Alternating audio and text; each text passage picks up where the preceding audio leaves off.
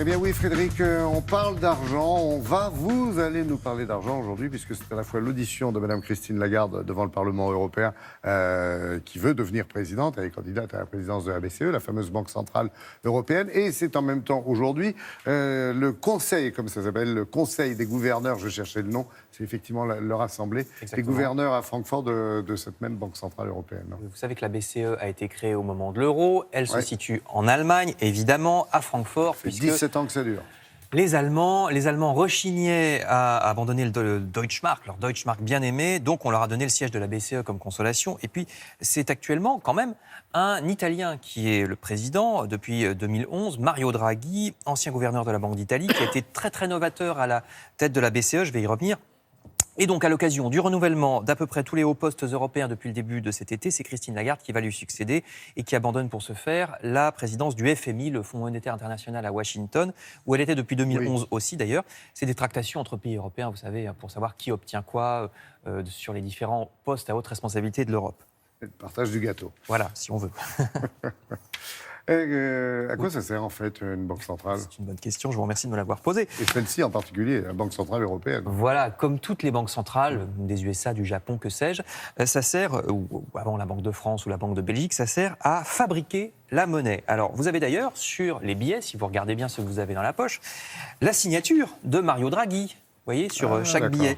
Mais alors attention, les billets de banque, la fameuse planche à billets, c'est pas ça l'important. Un billet, c'est juste une commodité pour vous permettre de payer de manière pratique chez les commerçants. On pourrait s'en passer complètement si on voulait des billets et des pièces. On payerait tout en carte bancaire ou en virement, ce serait possible. Parce que le vrai truc de la création de monnaie, c'est dans les ordinateurs que ça se passe. La BCE dit, je crée 1, 5, 10 milliards, elle peut le faire à volonté, c'est juste une écriture d'ordinateur, elle a le droit, et elle prête ce milliard à la banque de monsieur et madame tout le monde, la BNP, la Société Générale ou autre, votre banque qui va ensuite, à son tour, pouvoir vous prêter cet argent si vous faites un prêt immobilier, un prêt à la consommation par exemple. Et tout le pouvoir de la BCE, c'est dans le taux auquel elle prête. Parce que, évidemment, elle va prêter la BCE à votre banque à 1%, par exemple. Votre banque va vous prêter à vous à 1,2 pour se faire un petit bénéfice. Et tout est dans ce taux. C'est-à-dire que si les taux sont bas, vous allez faire des crédits, vous allez consommer, vous allez acheter une voiture, un appartement. Donc ça va faire tourner l'économie.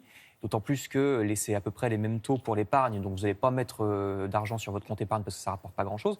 Et inversement, si les taux sont à 5%, vous ne ferez pas de crédit, mais vous mettrez tout en épargne. Donc c'est l'accélérateur et le frein. Sacré pouvoir. C'est l'accélérateur et le frein de l'économie, en fait, ce taux de la Banque centrale. Et le moral des troupes.